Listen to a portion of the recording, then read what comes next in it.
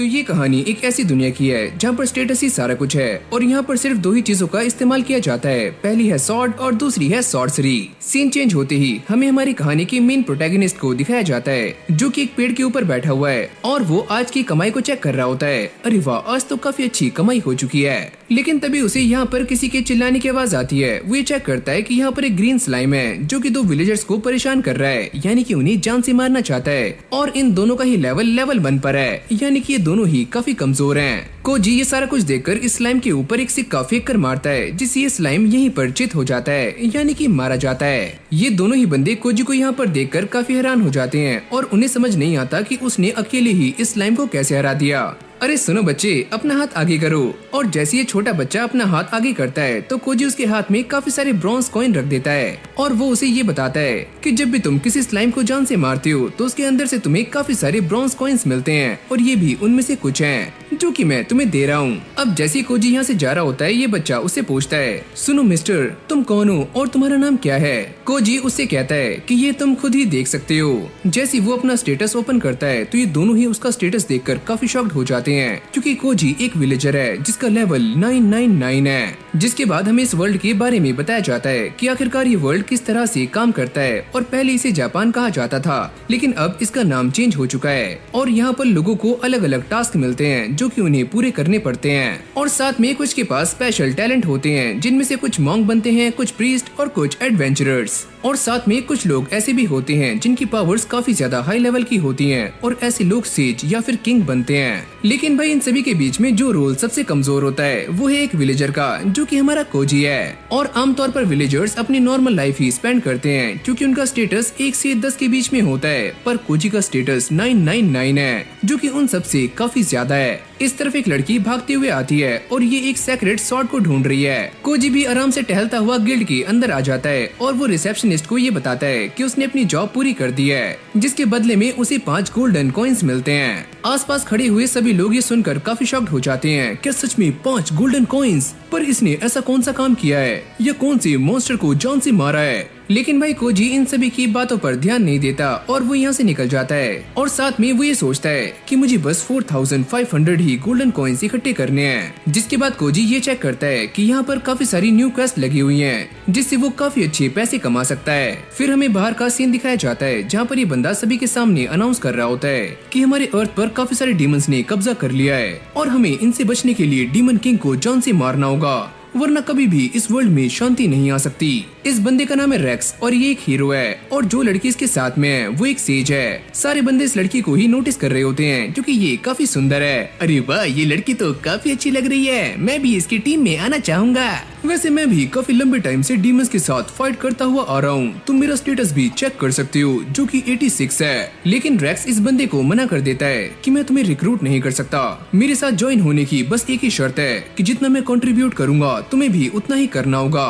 पर क्या तुम मुझे ये बता सकते हो कि तुम्हारा लेवल कितना है और साथ में सेज का? और जैसे दोनों अपना लेवल दिखाते हैं तो ये बंदा उन्हें देखकर काफी शॉक्ड हो जाता है, पर वो ये कहता है लेकिन इस सेज का लेवल तो मुझसे भी काफी कम है। रेक्स उससे कहता है तो इसमें क्या हुआ, पर ये एक सेज है। अब ऐसे ही काफी सारे लोग रेक्स के सामने ज्वाइन करने के लिए हाथ खड़े करते हैं, पर वो सभी को मना कर रहा होता है और सभी में कोई न कोई कमी निकाल देता है। तभी एक छोटी लड़की सामने आती है जिसकी उम्र बस 16 साल है और वो ये कहती है पर तुम मुझे अपने साथ ज्वाइन कर सकती हो, मेरा नाम है टीना और मैं एक प्रीस्ट हूँ, मेरा लेवल 50 है। ये सुनते ही रेक्स उससे काफी इम्प्रेस हो जाता है और वो ये कहता है अरे वाह, मुझे तुम्हारे अंदर काफी ज्यादा ग्रोथ दिख रही है, तो मैं तुम्हें एक्सेप्ट करता हूँ। ये सुनते ही आसपास के सभी लोग काफी शॉक्ड हो जाते हैं और उसकी बॉडी को देखकर ये कहते हैं अबे ओए, तुम्हें इसके अंदर कहाँ पर ग्रोथ दिख रही है, ना ऊपर ना नीचे, कहाँ पर है? कोजी पीछे खड़ा हुआ ये सारा कुछ नोटिस कर रहा था और वो ये समझ जाता है कि ये इंसान एक नंबर का ठरकी है, ये बस अपने ग्रुप में लड़कियों को ही शामिल करना चाहता है, तो इसलिए वो यहाँ से निकल जाता है। कोजी अब एक डंजन में आ चुका है जहाँ पर उसके सामने एक काफी खतरनाक डेविल आ जाता है और इसका लेवल काफी ज्यादा है।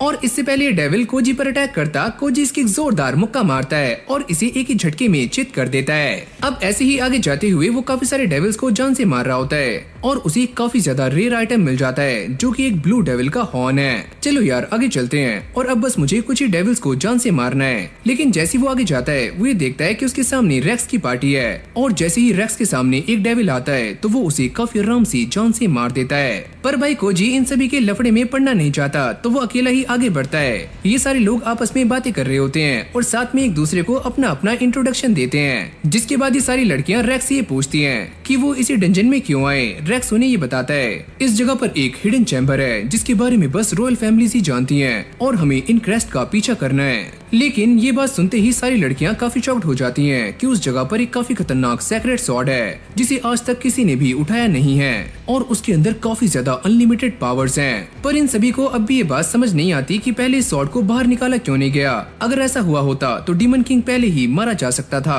रेक्स उनसे कहता है कि रॉयल फैमिलीज ही चाहती थी कि इस स्वॉर्ड को वही निकाले जो कि उनकी फैमिली से हो और जिसके ऊपर वो पूरा ट्रस्ट कर पाए। जिसके बाद रेक्स ही कहता है कि मुझे इस बात पर पूरा भरोसा है कि हमारी टीम में एक हीरो है, एक सेज है और बाकी भी काफी अच्छे लोग हैं, तो हम सारे मिलकर काफी आसानी से डीमन किंग को हरा सकते हैं अगर हमें वो स्वॉर्ड मिल जाए। इस तरफ ये लड़की भी उस स्वॉर्ड को ढूंढने की कोशिश कर रही होती है पर अभी तक इसे भी वो स्वॉर्ड नहीं मिली और ध्यान से देखे तो इसके पीछे 2 सींग भी हैं। कोजी ने इस तरफ काफी सारे डेविल्स को जान से मार दिया है पर जैसी लड़की कोजी के सामने से निकलती है वो उसे मना करता है कि तुम आगे मत जाओ, वहाँ पर खतरा है। लेकिन जैसी लड़की डेविल्स के आगे से गुजरती है तो ये सारे डेविल्स उसके सामने चुपचाप खड़े हुए होते हैं, यानी कि उसे बिल्कुल भी हाथ नहीं लगाते।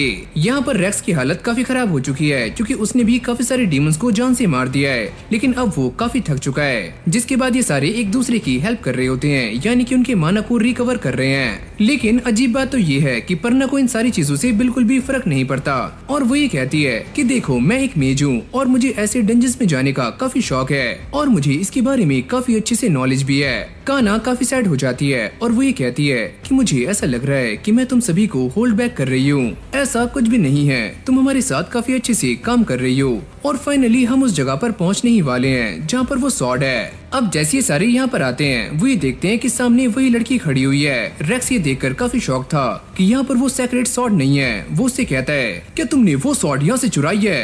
अरे नहीं नहीं, मैंने ऐसा कुछ भी नहीं किया, मुझे इसके अंदर से काफी अजीब सा माना सेंस हो रहा है, शायद से ये एक डीमन है। रेक्स को ये बात सुनते ही काफी गुस्सा आता है और ये चारों मिलकर इस छोटी बच्ची पर एक काफी खतरनाक अटैक करते हैं। पर इससे पहले ये अटैक इस बच्ची को लगता तभी कोजी सामने आ जाता है और वो काफी आराम से इस अटैक को रोक लेता है। रेक्स और बाकी सबकी ये देखकर काफी फट जाती है। रेक्स उससे पूछता है कि तुम कौन हो, क्या तुम इसके साथ में हो? कोजी उससे कहता है अरे नहीं यार, मैं तो बस एक विलेजर हूँ और तुम एक छोटी सी बच्ची पर अटैक कर रहे थे तो इसलिए मैं सामने आ गया। रेक्स सुनते ही काफी शॉक्ड हो जाता है, क्या सच में तुम एक विलेजर हो? पर तुमने हमारे अटैक को रोका कैसे?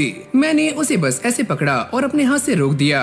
लेकिन ये सारे अब भी काफी स्टन होते हैं क्योंकि उन्हें इस बात पर यकीन नहीं होता कि एक विलेजर के पास इतनी पावर्स कैसे हो सकती हैं। ओह अच्छा ये बात है, तो तुम मेरा स्टेटस चेक कर सकते हो। कोजी इस बात को जानता है कि ये छोटी बच्ची एक डीमन है लेकिन अब भी वो उसे बचाने की कोशिश करता है। वो ये कहता है कि ये लड़की मेरी छोटी बहन है और हम दोनों ने एक क्वेस्ट लिया था और हमें यहाँ पर काफी सारे ब्लू डेविल्स हॉर्न भी मिले हैं। ओह अच्छा, तो इसीलिए मुझे इस लड़की के अंदर से काफी स्ट्रॉन्ग माना सेंस हो रहा था। रेक्स उससे पूछता है पर वो स्वॉर्ड कहाँ गई जो कि यहाँ पर थी? ओह अच्छा, वो स्वॉर्ड, वो तो मैं यहाँ से काफी पहले लेकर जा चुका हूँ। मुझे ऐसा लगा कि वो स्वॉर्ड किसी भी काम की नहीं है तो मैंने उसे एक मर्चेंट को बेच दिया जिससे मुझे काफी अच्छे पैसे मिले। पर तुम ये काम कैसे कर सकते हो? क्या तुम इस बात को नहीं जानते कि वो स्वॉर्ड रॉयल फैमिली से बिलोंग करती थी और वो स्वॉर्ड काफी कीमती थी? पर मैं इस बात को नहीं जानता था, मुझे माफ करना। लेकिन ये सारी बातें रेक्स के सर के ऊपर से जा रही होती हैं। वो ये कहता है पर वो स्वॉर्ड तो एक सेक्रेट स्वॉर्ड थी जिसके अंदर काफी सारी पावर्स थी और उसे बस एक हीरो ही उठा सकता है, तो तुमने उसे कैसे उठाया? वैसे हाँ, वो स्वॉर्ड सच में काफी भारी थी पर इतनी भी नहीं कि मैं उसे उठा ना पाऊँ। जिसके बाद वो इन सभी को अपनी ताकत का एक नमूना दिखाता है और साथ में अपना स्टेटस भी। रेक्स की देखकर काफी ज्यादा फट जाती है, क्या लेवल 999। जिसके बाद काना कोजी के सामने आती है और वो ये कहती है कि मैं एक प्रिंसेस हूँ और मैं भी रॉयल फैमिली से बिलोंग करती हूँ और तुमने हमारी प्रॉपर्टी को बेच दिया। क्या तुम इस बात को नहीं जानते थे कि वो स्वॉर्ड काफी इम्पोर्टेंट है और उससे ही डीमन किंग को हराया जा सकता है? पर अब तो मैंने उस स्वॉर्ड को बेच दिया और मैं उसके पैसे भी खा चुका हूँ, तो मैं क्या करूँ? एक काम करो, तुम हमारी टीम को ज्वाइन कर लो। पर कोजी इस चीज के लिए साफ मना कर देता है, अरे ना बाबा ना, मैं इस झमेले में पड़ने वाला नहीं हूँ। ये सारे उसे समझाने की कोशिश कर रहे होते हैं कि कोजी के पास में काफी सारी पावर्स हैं, तो ऐसा भी हो सकता है कि वो अकेले ही डीमन किंग को हरा दे। वैसे हाँ, ये सारी बात तो सही है, लेकिन मैं डीमन किंग से पंगा लेना नहीं चाहता, तो मैं ये सारा काम तुम्हारे ऊपर छोड़ता हूँ। तो क्या तुम उन लोगों की हेल्प नहीं करोगे जो कि डीमंस की वजह से सफर कर रहे हैं? और क्या तुम फेमस होना नहीं चाहते जिसके पास काफी सारे पैसे हों? कोजी उससे कहता है कि हाँ, मैं ये तो चाहता हूँ कि मेरे पास काफी सारे पैसे हों, लेकिन मैं फेमस होना नहीं चाहता।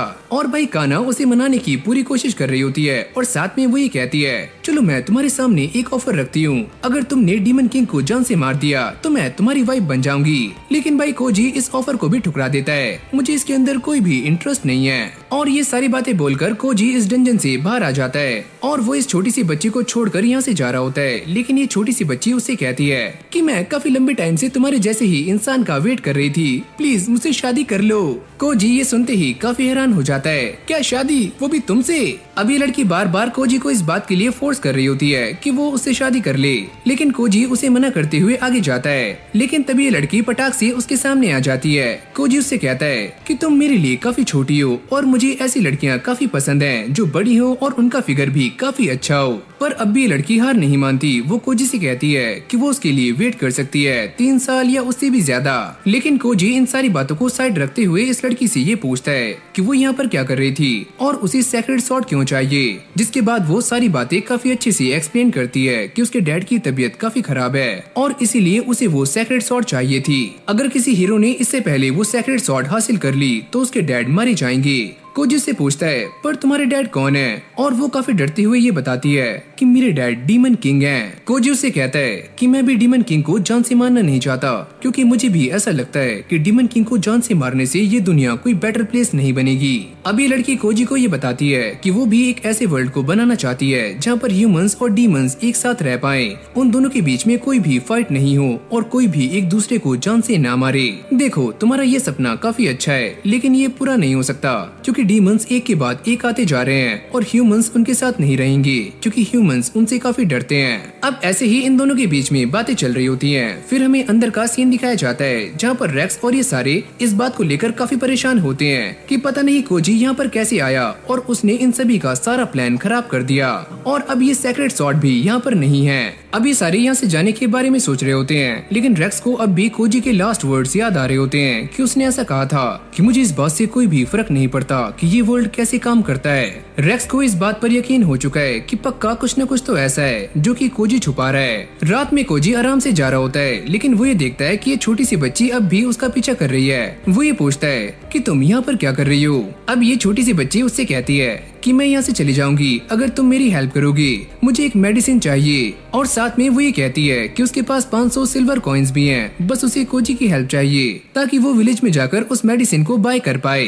लेकिन भाई कोजी उससे मना कर देता है कि तुम जो लेने जा रही हो स्पिरिट्स ब्लेसिंग पोशन, ये सारे कॉइन्स उसके लिए काफी कम है, तुम्हारे पास कम से कम 10 गोल्डन कॉइन्स होने चाहिए, क्या तुम्हारे पास है? अब ये सारी बातें सुनने के बाद ये लड़की काफी ज्यादा मायूस हो जाती है, लेकिन बाद में वो ये कहती है कि मैं इस बात को जानती हूँ, अगर डीमन किंग मारे गए तो सारे के सारे ह्यूमंस एक एक करके बाकी के डीमंस को मारना शुरू कर देंगे। और अब ये कोजी के सामने दोबारा से वही बात करती है कि उसकी लाइफ का एक गोल है जहाँ पर वो ये चाहती है कि ह्यूमंस और डीमंस एक साथ रहें। अब ये सारी बातें सुनते ही कोजी का दिमाग चेंज हो जाता है और वो इसकी हेल्प करने के लिए मान गया था। जाने से पहले कोजी उसके सर पर एक रुमाल बांध देता है जो काफी स्पेशल है, जिससे इस लड़की का डिमोनिक ऑरा बाहर नहीं आएगा।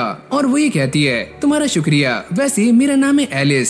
और ये दोनों इस जंगल से बाहर निकल जाते हैं। सीन चेंज होते ही हम ये देखते हैं कि ये दोनों ही टाउन में पहुंच चुके हैं। एलिस ये सारा कुछ देखकर काफी खुश हो रही होती है क्योंकि वो पहली बार ह्यूमन टाउन में आई है और उसके लिए ये सारी चीजें काफी नई हैं। अब ये दोनों एक शॉप पर जाते हैं जहाँ का शॉप ऑनर इस बच्ची को देखकर काफी खुश हो जाता है और वो इसे एक गिफ्ट देता है। साथ में वो ये कहता है कि तुम यहाँ पर दोबारा से जरूर आना।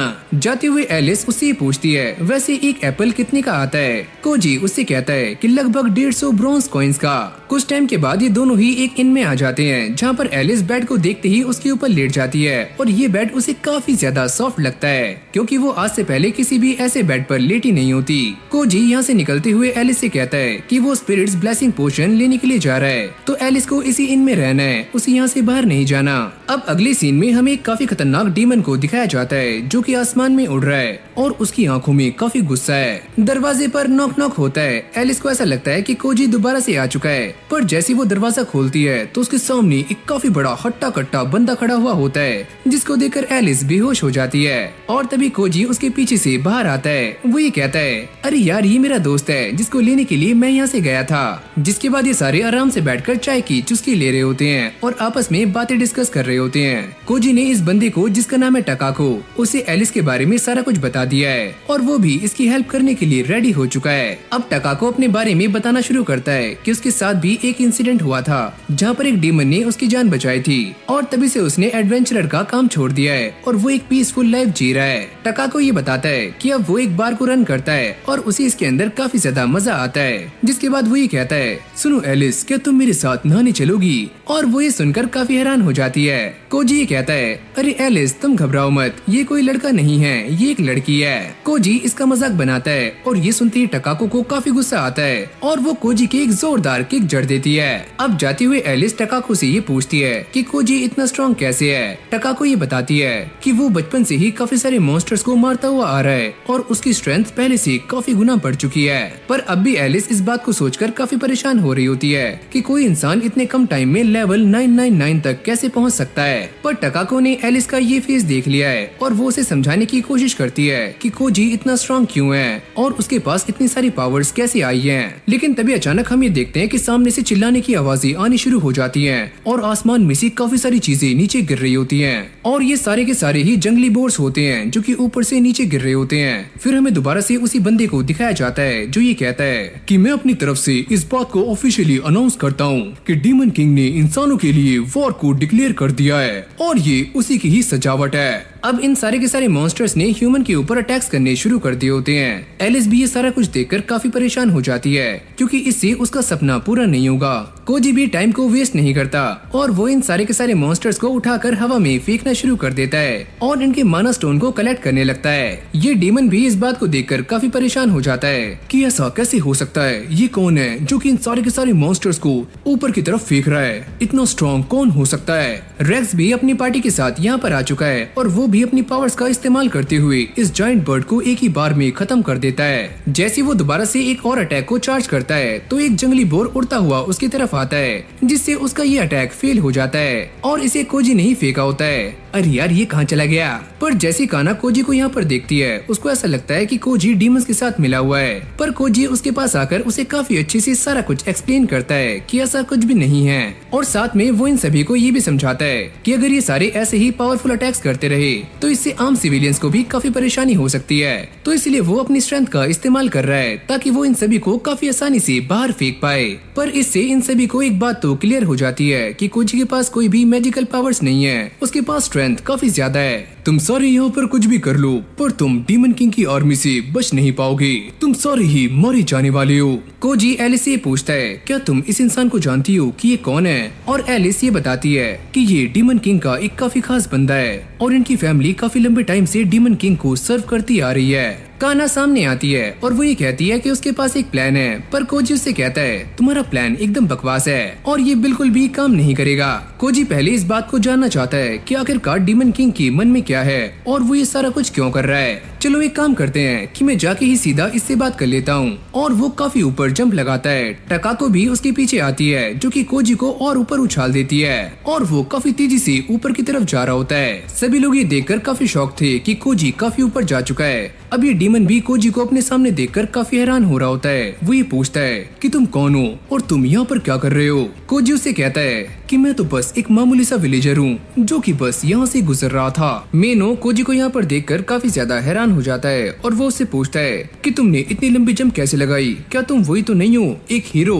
पर कोजी उससे कहता है कि मैं कोई हीरो नहीं हूँ, मैं एक विलेजर हूँ। और ये सुनते ही मेनो काफी हक्का बक्का रह जाता है, क्या सच में तुम एक विलेजर हो। लेकिन भाई मेनो को उसकी बातों पर बिल्कुल भी यकीन नहीं होता, जिसके बाद मेनो उसके ऊपर अटैक कर देता है जिससे कोजी के सारे कपड़े फट जाते हैं। कोजी उससे कहता है अरे यार ठीक है चलो मैं तुम्हें अपने स्टैट्स ही दिखाता हूँ। और भाई मेनो उसके स्टैट्स को देखकर काफी शॉक्ड हो जाता है कि किसी ह्यूमन के पास में लेवल 999 कैसे हो सकता है। अब कोजी उससे पूछता है, पर तुम ये सारा कुछ क्यों कर रहे हो? और वो ये कहता है, क्योंकि मुझे डीमन लॉर्ड ने ऑर्डर दिया है। कोजी उससे कहता है, पर मैं ये बात जानता हूँ कि डीमन किंग काफी सिक है, तो तुम ये काम अपनी मर्जी से कर रहे हो, क्यों है ना?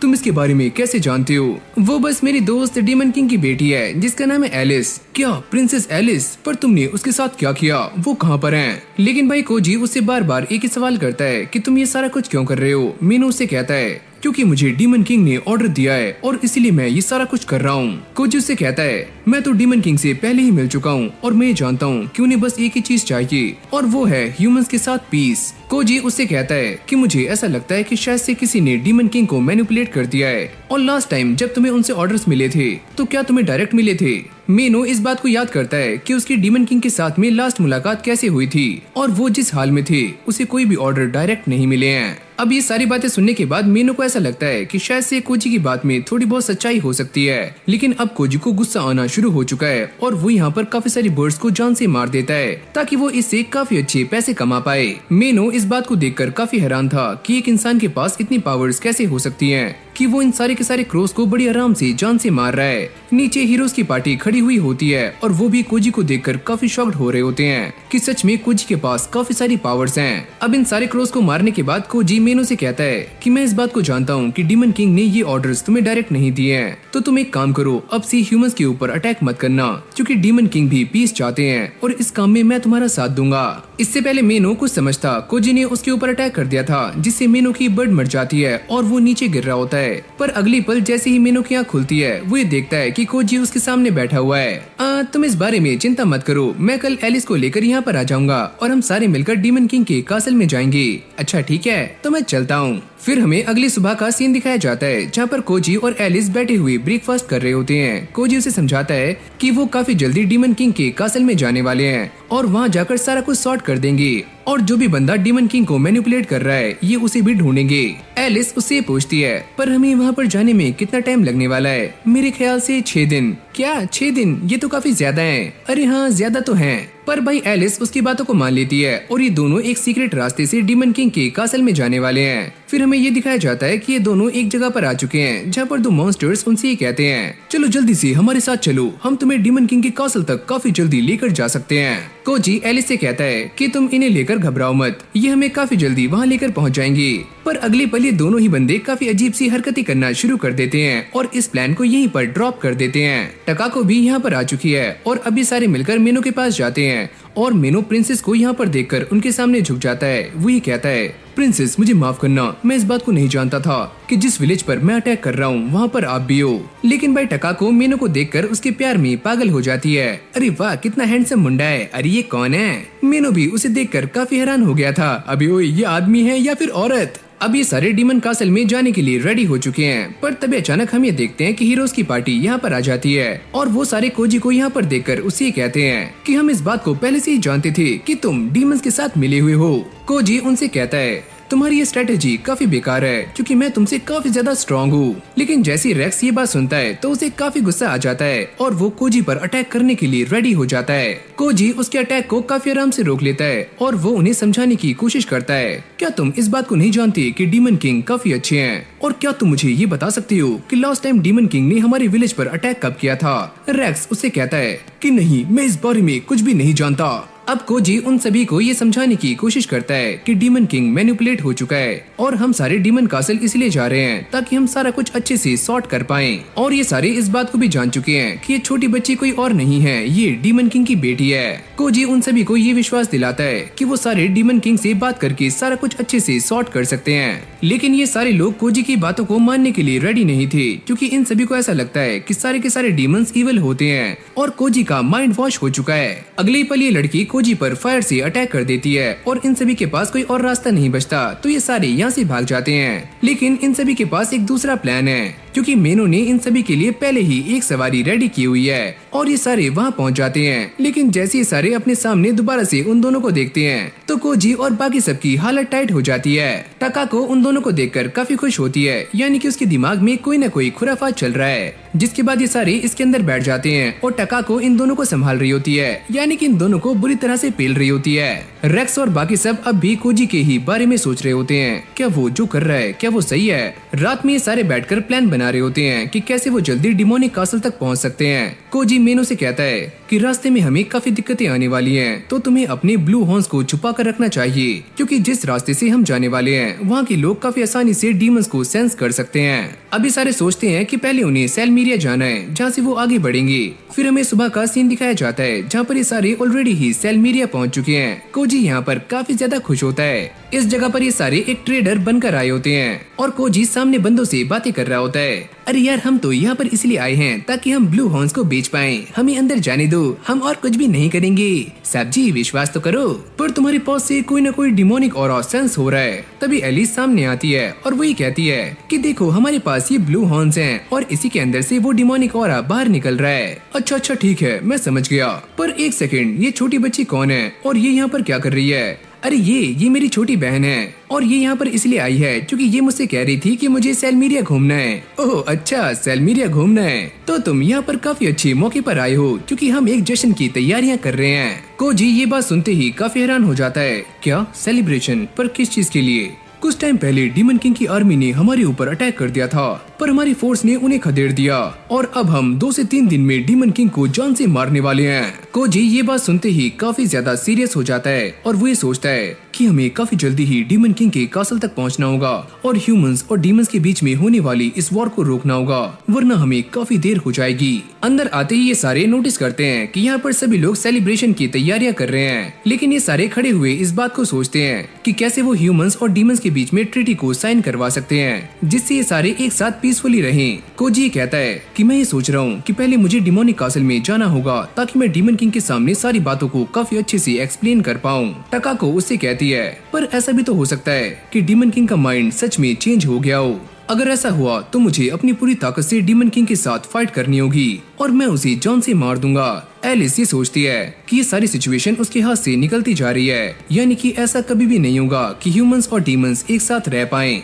अब रात में सारे मस्ती करने के लिए यहाँ पर आ जाते हैं और कुछ आइसक्रीम्स खरीदते हैं, लेकिन तभी कोजी की नजर सामने जाती है जो कि एक वेस्ट फोर्स वैली गेट है। वो ये चेक करता है कि अब भी ये गेट बंद है और ये गेट तभी खुलने वाला है जब सेलमीरिया की फोर्स डीमन किंग पर अटैक करने के लिए यहाँ से जाएगी। पर अभी ये सारे टेंशन को भुलाकर आराम से आइसक्रीम को एंजॉय कर रहे होते हैं, जिसके बाद ये सारे खाना खाने के लिए आगे जाते हैं जहाँ पर इनकी मुलाकात दोबारा से हीरोज की पार्टी से होती है और यहाँ पर रेक्स भी होता है जो कि इन सभी को देखकर काफी हैरान हो जाता है। ओए ओए, तुम तो वही लोग हो ना, रुक जाओ। और ये सारे दुम दबाकर यहाँ से भाग जाते हैं और बचने में कामयाब हो जाते हैं। कोजी की नजर सामने जाती है जहाँ पर वो एक मॉन्स्टर को देखते हैं और कुछ लोग उसके ऊपर सट्टा लगा रहे होते हैं। कोजी एलिस को ये बताता है कि ये एक गेम है जहाँ पर ह्यूमंस डीमंस के ऊपर सट्टा लगाते हैं और ये एक तरह की बैटल है जिसमें ये सारे इंसान ऐसे ही वीक डीमंस को हंट करते हैं। और जब ये सारे लोग ऐसे ही इस गेम में मस्ती कर रहे होते हैं तभी अचानक यहाँ पर एक काफी बड़ा बीस्ट मॉन्स्टर आ जाता है। एलिस उसे देखकर काफी शॉक थी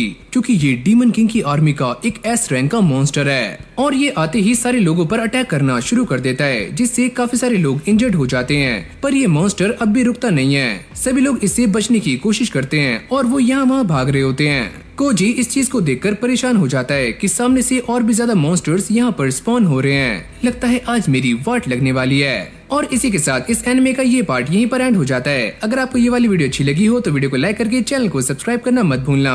और ये एक ऑनगोइंग एनिमे है जिसके एपिसोड्स आगे ऐसे ही आने वाले हैं, तो अगर आप चैनल पर न्यू हो तो फटाक से वीडियो को लाइक करके अभी ही चैनल को सब्सक्राइब कर दो। बाकी मैं मिलता हूँ आपसे एक और न्यू फ्रेश वीडियो के साथ।